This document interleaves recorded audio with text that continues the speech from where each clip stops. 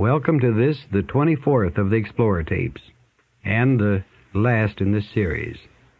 At a future date, we will resume production when our new research facility is completed, and we can mix a new set of Explorers with our old regulars.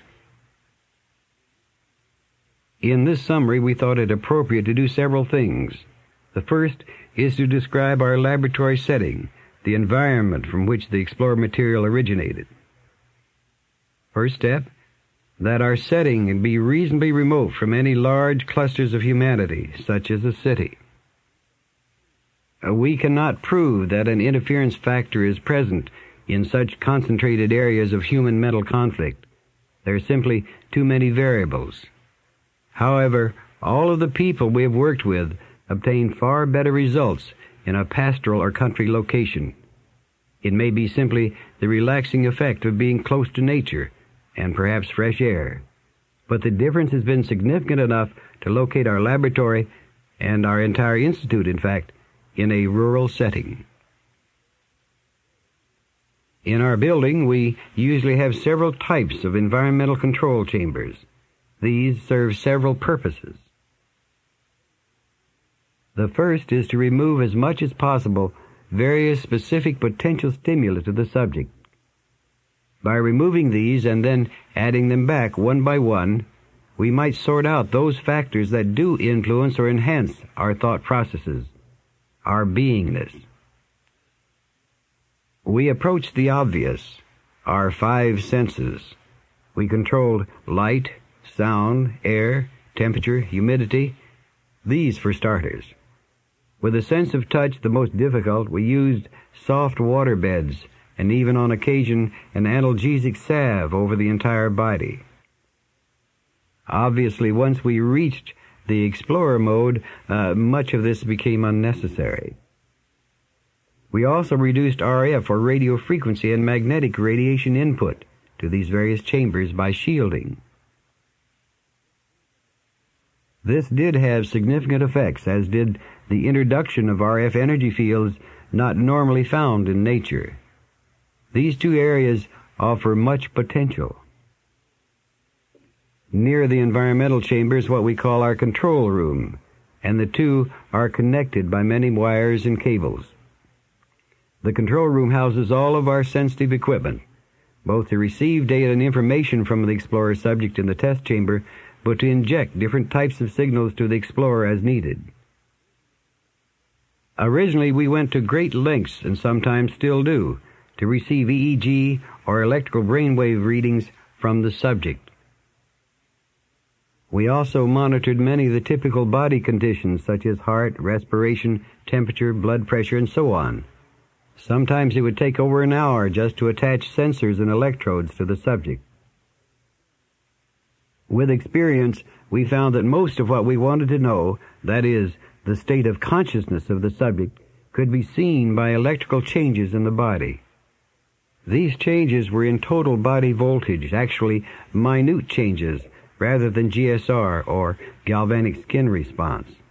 Therefore, we used principally this method of measurement, which required the use of only 2 or 3 electrodes.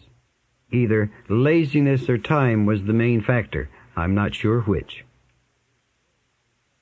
The Explorers themselves, the first ones, were a product of typical subject selection. That is, those who were available and willing. In other words, we used what we had. In terms of background, they included a wide variety from clinical psychologists and physicists to secretaries and farm help. Later, we began to use various testing procedures to eliminate unlikely prospects, which may or may not have been valid. Now, we have reached the general opinion that anyone can be an explorer, in our sense of the term, if the value systems can be self-adjusted. But that takes a lot of work and a lot of patience, and most people don't have that kind of patience. A typical Explorer session was usually conducted by appointment. For the most part, each came at a time when another Explorer was not present. Thus, there was little, if any, social interaction. In fact, most did not know one another personally. Not at all. Therefore, the possibility of cross-contamination of information was very low. The appointment factor in itself proved very interesting in one case. This particular explorer that we had, a woman, usually came on Wednesdays at 5 o'clock, and as it was the custom, she had 4 helpers who assisted her in moving into the out-of-body state. On this particular Wednesday, she canceled her appointment, and we promptly forgot all about the fact that she was due to be there. In the interim, a visiting psychologist, also a woman, appeared on the scene and asked to be shown around the laboratory. And so we did.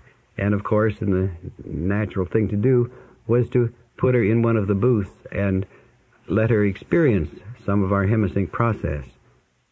We did this, and after about 10 minutes into the session of her lying in the darkened booth, listening to the hemisync, her voice came through the loudspeakers, and she asked, is there supposed to be anyone in here with me? And I responded quite naturally and said, why, no. And she said, well, there are 4 people in this booth with me. And so I asked her, well, who are the people in the booth? And she responded, I don't know, but 2 of them are arguing about something. And I asked her, well, find out what they are arguing about. And she waited for a moment. She says, they are arguing whether to pull me out of my body or not. Suddenly a great light dawned on me, and I looked at the clock, and I laughed. It was about 5 minutes after 5 o'clock. And I remembered the missed appointment of our explorer, and remembered that her helpers were 4 in number. It was a most interesting effect. Which brings up a point. These helpers must have some sense of time, else why the mix-up?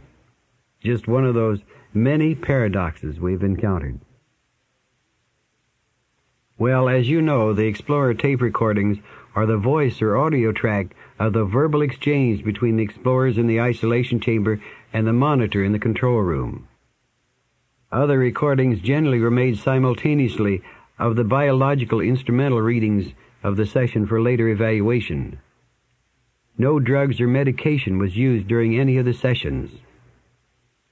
The thing you need to understand now is that the Explorer tapes, as you know and heard them, are but a small part of the total.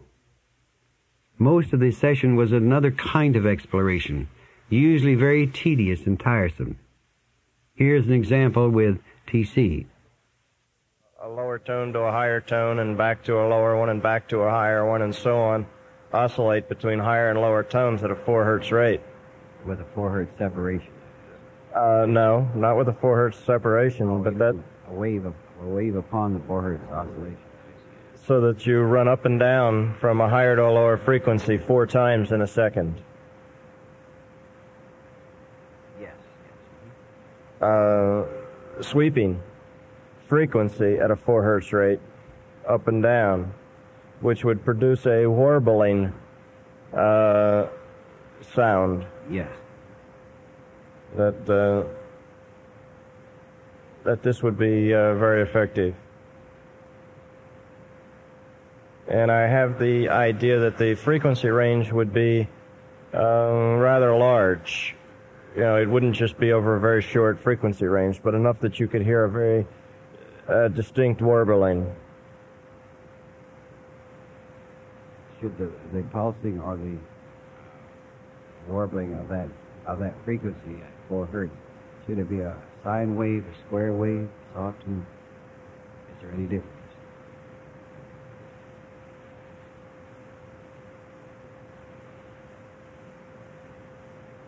Sine wave, a smooth transition would be best. Fine. Then it could be useful to us. Okay. An aside on the last subject, it is more important that the warbling cover a range of frequencies that is judged pleasant and acceptable to listen to than any specific values. We should work that out simply by trying various ranges and listening to them and picking those that seem to work the best experimentally. It's not so much the frequencies themselves that will be swept through that is effective, but rather the sweeping itself that will modulate the frequencies in a 4 hertz rate. This actually is very much what we are doing now, except now we are working in amplitude, whereas this works in frequency. Yes, I believe I know where we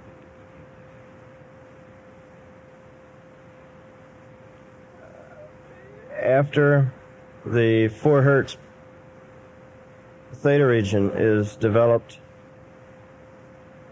in a subject, and they indeed are encouraged into a theta altered state. From this point, other frequencies will have effects that are quite different than those same frequencies would have before a person passes this point. Oh, anything that's comfortable. It's the beats are more important than the carrier. The carrier can be up to 1,000 hertz or so. Anything that's comfortable, anywhere from 150 up to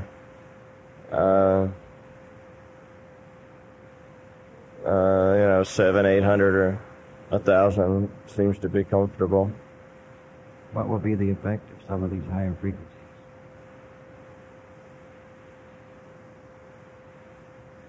They will encourage resonances of a more subtle nature that become available after a person has predominantly gone to theta. They will not change the basic theta state. The theta state will remain constant, but within that theta state, levels and subtleties within that theta state can be accessed and certain levels encouraged, just as the theta delta encourages the theta state. Other substates can be encouraged with the higher frequencies. Any particular ones, that particular frequencies that you can ask for and get now?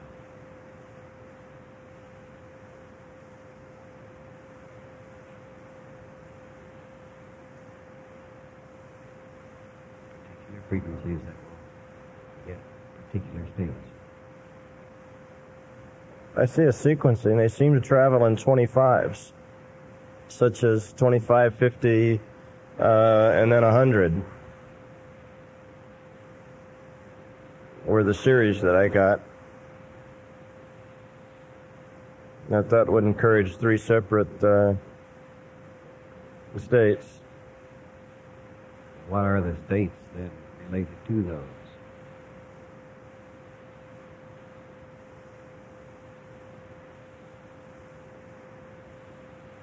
After 100, they continue. They go to 200, and they go up by hundreds then, 200 and 300 and like that.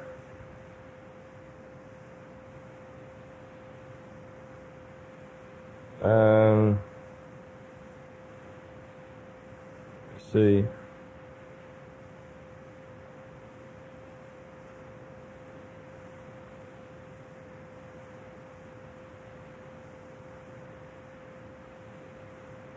Encourage the higher frequencies will encourage a larger degree of awareness, a larger degree of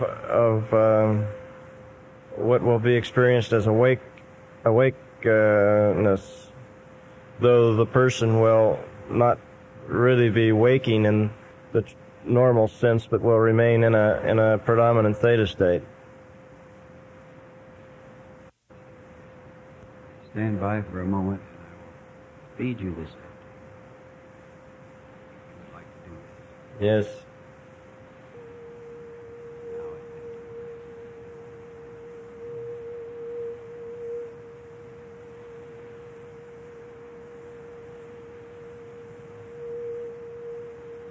That seems to generate a great deal of heat.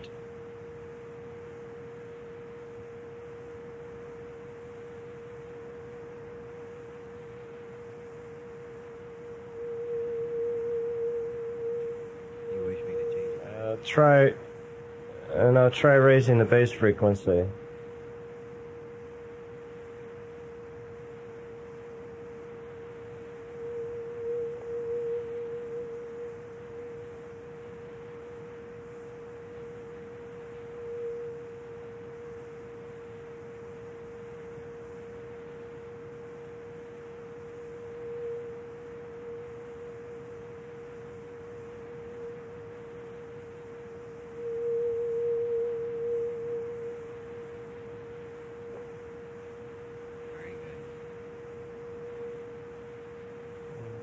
It could be that having made the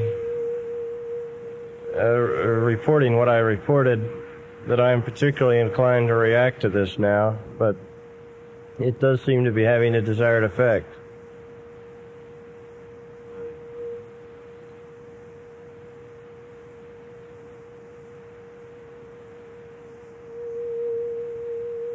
It really suppresses the body and kind of wakes you up.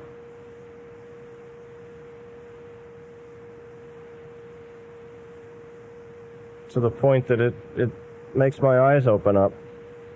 Since it's been playing, my eyes seem to not want to remain closed. It just keeps them open. At the same time, though, I can feel the 4-cycle pulsation in my body, and my body has gotten number and very non-lifelike. It seems to be suppressing the body awareness and heightening the mental awareness. It works sort of slowly, in that the condition that it's putting me in has taken now, it has been working gradually from when you first turned it on. And seems to continue.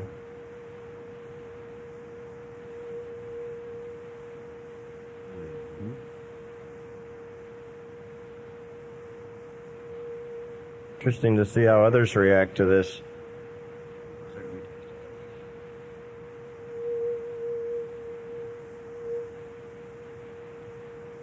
But remember that they must attain a good theta state before applying this particular sound. Perhaps the question is that should we continue the theta at the same time at a lower intensity? Yes. Continue the theta as it was, and this tone is superimposed over that theta. Stand by for a second. There you have a 4 hertz beat. Beat frequency 600 Hz.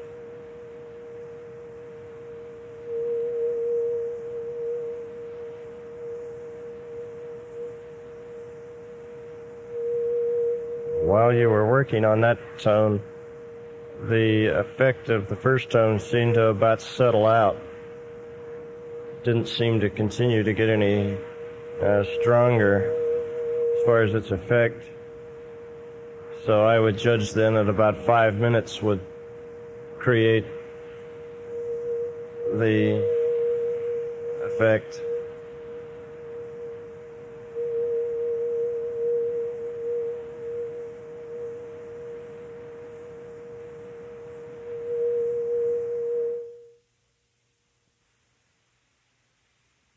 Hours upon hours were spent in patterns such as this or in other areas. For the Explorer tape releases, we used only segments we felt were of general interest, were long enough to establish a theme and were not interspersed with material of a personal nature. Here are shorter, unrelated bits and pieces for your consideration. And we've been discussing the mind and how it works. It's like I met him and he said we're going to talk about the mind. And that just brought all sorts of questions. What is the mind? How does it work? How do we think? How do we perceive? Where do we come from? And he was describing the mind as circuits which receive information all the time, whether we're aware of it or not. And then as we ask questions and as we what we call think, we are really forcing different circuitry in the brain to function. And as that happens, various thoughts come out, various ideas come out.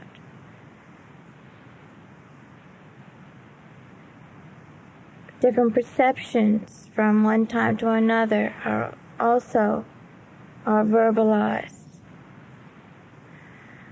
And then I asked him, well, that's fine for what's happening to man now or people now, but where did the first brain come from? Where did the first person come from? And he started talking about energy systems. And I said, but energy systems, I mean, you're really telling me that they created a mind? And he's saying there is one universal mind, like a mastermind. And the universe as he describes it in this level, in this reality, is energy, a bombardment of energy. And as this energy bombarded one another, got intertwined, got intermixed, it formed circuitry. Circuitry seemed to, or appears to have formed a mind, a mastermind. And this mastermind has developed personalities from combinations of circuitry out of this mastermind. And these personalities are testing all the circuitry within themselves. And it's like we're seeing just how far all the circuitry can go.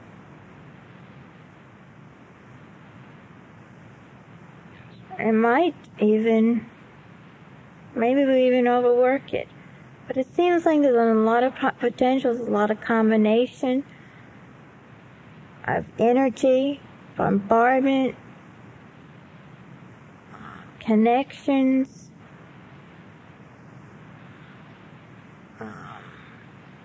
and that's what we're all about. Our mind is a bunch of circuits. Yeah, it's a bunch of circuits that originally were formed by energy, different levels of energy, different types of energy bombarding one another. What kind of energy?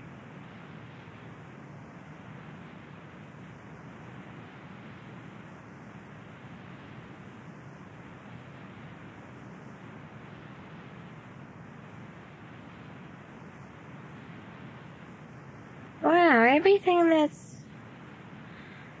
form and everything that's around us gives off energy.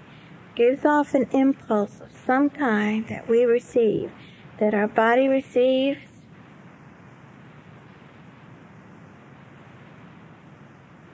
that affects the circuitry. And there's no such thing as an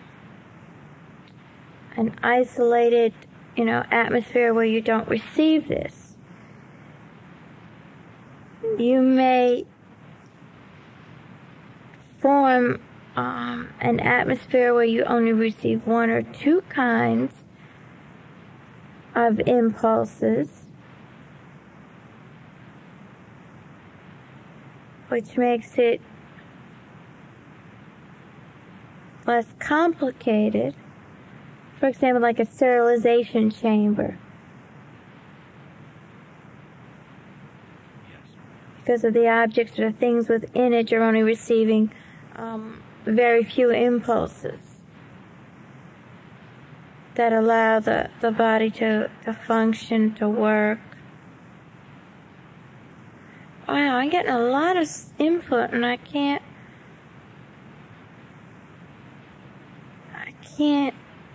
decipher it as quickly as I'm getting it.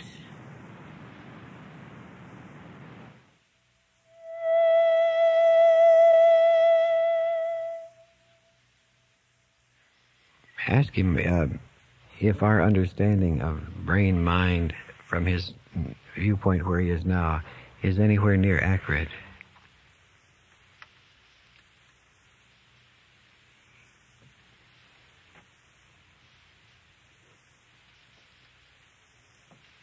Well, he says there are different approaches in the earth plane to the concept of brain-mind.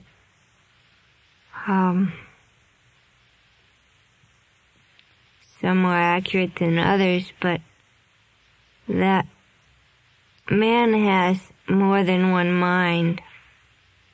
He has one brain, but he has more than one mind. There's a mind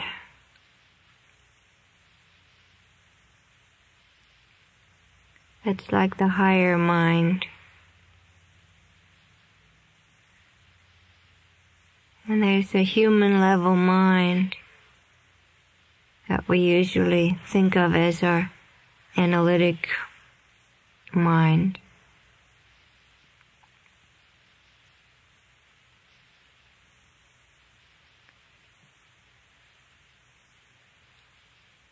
And that the brain itself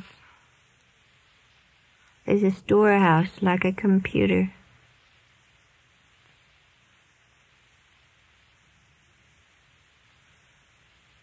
That's interesting. He says that the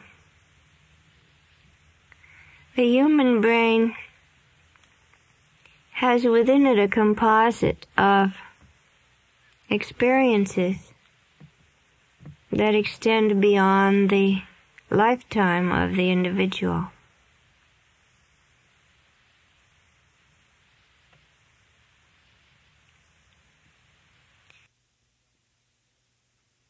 We've come to the end of this side of the cassette, so turn it over and we will continue on the other side. We will continue on the other side of the cassette.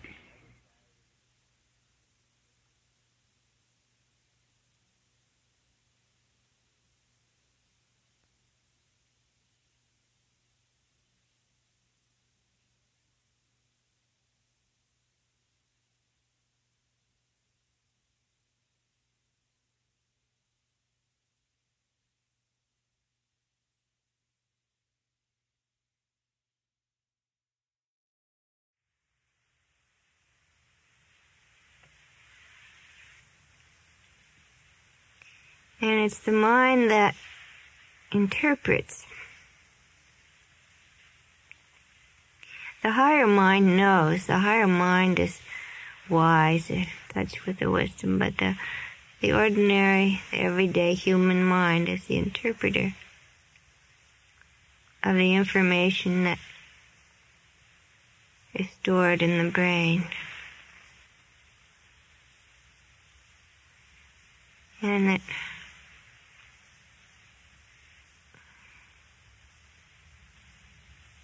sometime man may discover a way to tune into that storehouse of information, just like it has been discovered a way to tune into the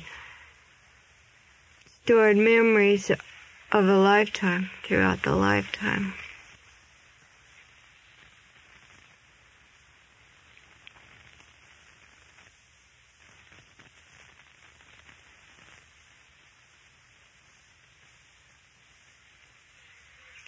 He says there will be a natural evolutionary process that will go along with the development of a higher level of consciousness.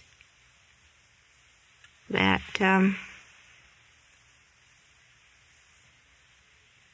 some of the attempts at jolting the brain, by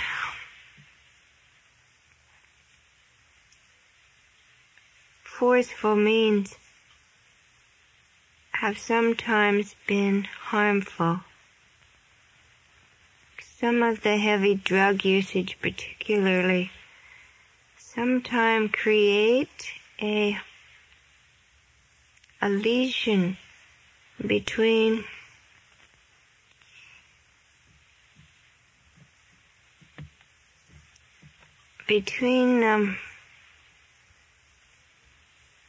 the memory bank in the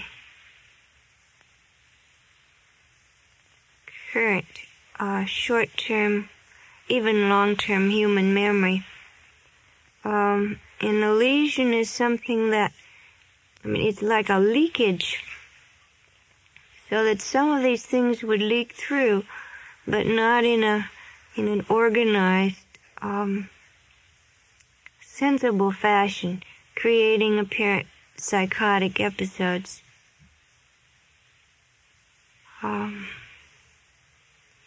And not particularly useful. Some of our methods of attempting to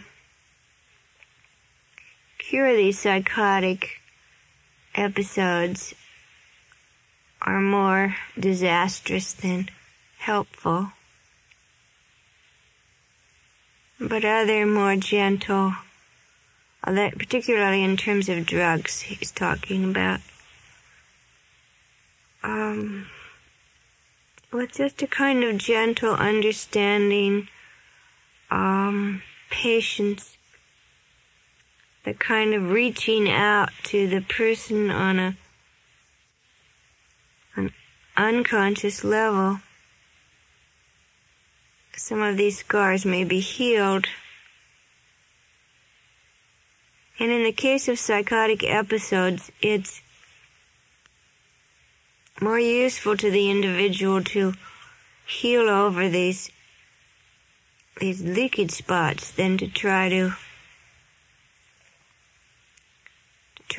pry them open further. Because if we allow the patterns, say in a more normal brain, if we allow the patterns to develop in their own way, there will be spontaneous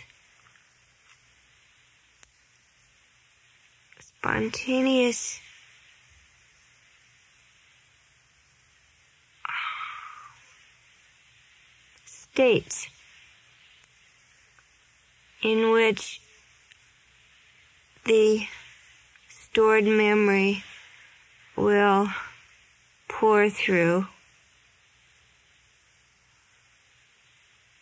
He says this work that we're doing now is one way of tapping into that information.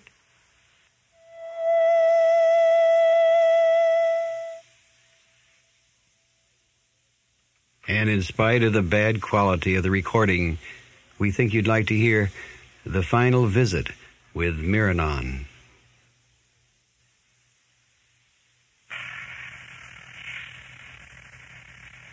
I have transcended to another level now. It is very nice for me. How are you experiencing your transition?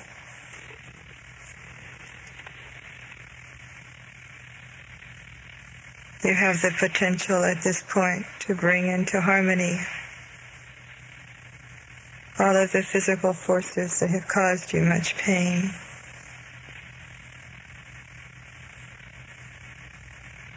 You must remember that it is a pulsing that carries you through, and that it is important for you to experience both sides of the pulsing.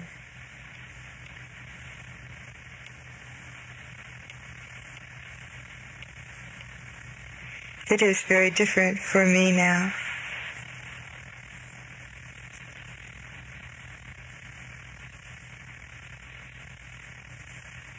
Words become very inadequate,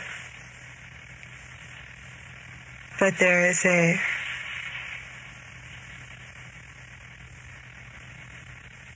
greater recognition of the work I have before me and of the work that I have done.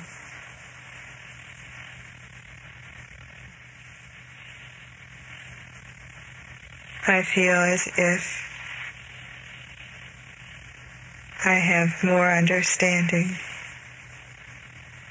of where it is I must work.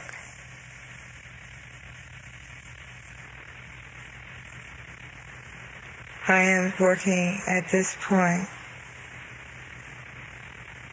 in achieving a greater harmony within the consciousnesses that make up my particular being. I had started working on this before I crossed. I had not understood the full scope of what it was I had to do.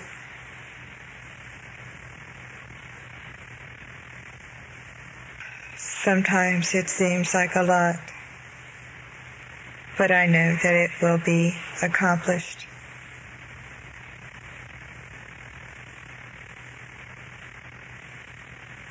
There has also come almost what I would call a gentle sadness with the crossing.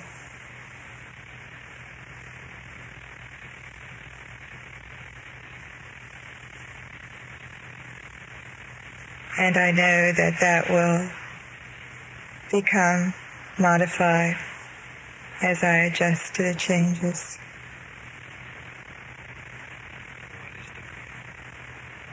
Mine is a world that experiences much differently,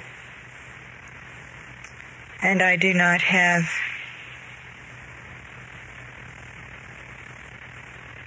a body. I am almost as light. And before I made the transition, mine was a world that vibrated in a very light and beautiful color.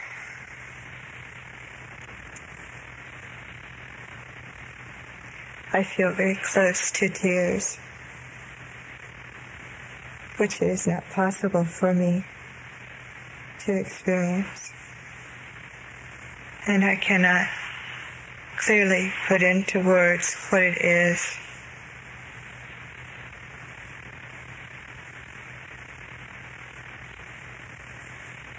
But now my world is very different. Perhaps it is as if you were to have to leave your mountains and know that you would never experience them again.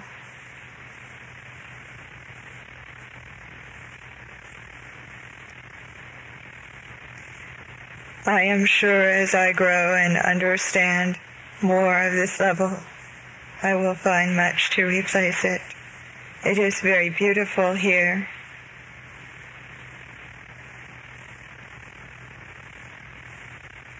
And I have more awareness of the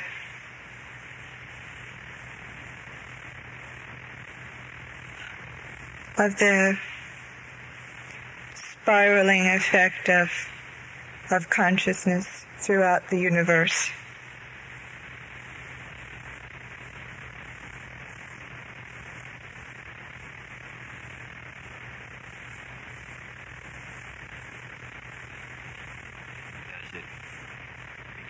Easier or more difficult for you to reach back and communicate with us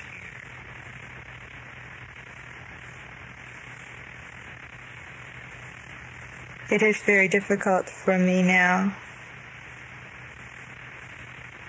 As I said earlier, Liana is also making a change. This has not been accomplished for her yet.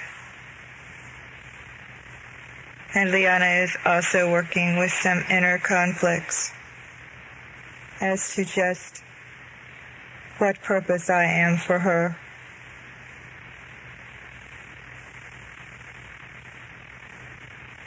And this she must resolve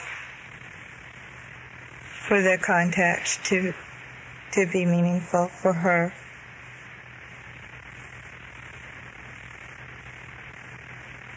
She floated away, and I was going to remain somewhat quiet in the presence here.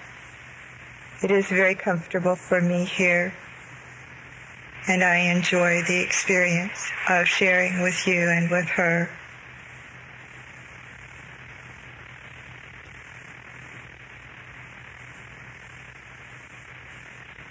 I send you much love.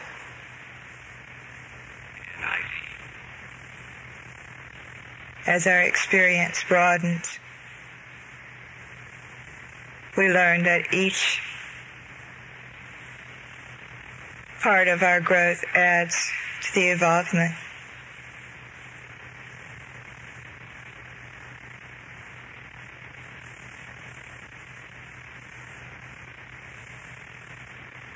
It will come for her.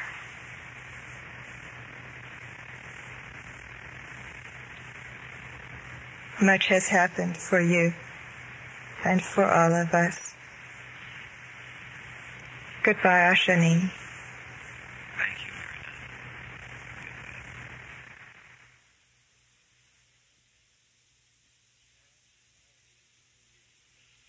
Miranan. The last message from Miranan. I wonder what he's doing now. Well, we did have some unproven events take place, opportunities missed, as it were. In one session, for example, we had been given instructions on a special method of using what we thought was consciousness to move to another location. The only question was exactly how this would affect the individual. And in that particular session, something very unusual did take place. One of our explorers decided to perform this with full awareness of the problems that might be encountered. And he went into the booth and moved quickly up into our focus 10 and 12 and beyond. Then he began to apply this new technique that he had learned from our explorers. I happened to be sitting in the control room at that time as monitor, and as he said, well, I'm going to try it now, and I said, fine. And about 5 seconds later, all of our life support readout gauges simply dropped. It was as if there was no one in the booth at all. All of our monitoring instruments simply went dead. And I waited, I watched. Not a single flicker came from the gauges. It was very, very tense for a moment. And then 1 minute passed, and then 2 minutes. In about 2 minutes and 30 seconds, I got up and started to leave, thinking, well, I better get from the control room and into the booth to see if I could do anything to resuscitate that body that should be there. I was up and on my way when suddenly all of the gauges came back to life and everything appeared normal. I sat back down again with a great sigh of relief, and a moment later, the explorer's voice came back through, and he did report that he actually moved to this other location and seemed to physically touch a number of items and objects when he was there. Sadly enough, we had no proof that he was there, that he did touch these items, other than identifying him, which he did later. And when dead, I had gotten up quickly and gone over into the booth. Perhaps I would have known for sure. Did he or did he not take his physical body with him? What happened to cause the gauges to all go dead? Well, just another missed opportunity among many. But what have we really learned to date from the Explorer sessions? Aside from the awe-inspiring cosmological concepts presented, and that's certainly a monumental aside, what struck us as truly profound was the evidence of a technology being used, the product of a science, knowledge, training, intellect, call it what you will, so far beyond or different from any present level of our understanding that we felt inadequate and challenged at the same time. There were different methods or techniques used which seemed dependent upon the handling of specific areas, switching channels, as it were, because of the need to be specific instead of general, or to let the explorer read from a page, or to repeat what she hears, or to experience and report, sort of a video instead of audio, or simply because one method had too much interference or distortion to be usable, so the helpers switched to another frequency. What were these explorers trying to describe? Certainly not colored lights as we know it. Certainly not heat and cold. A technology? What else? So there you have it, the story behind the explorers. All are still alive and well. Obviously, their experiences as subjects significantly changed their lives. It couldn't be otherwise. At this point, we do hold to the substantiated belief that anyone can be an explorer. All it takes is an ability to make a shift in consciousness, to accept at the least possibility that you are more than your physical body, that you can and do exist in energy systems that are not limited to time, space, physical matter, that you can reach and communicate with intelligence beyond your physical consciousness. Call it what you will. Another part of you, your higher self, your soul, your helpers, guides, angels, non-physical friends and loved ones, God and intermediaries. That is for only you to determine in your own ultimate truth. You and no one else. Especially this gatekeeper. This is Robert Monroe saying, I'll see you around, I hope.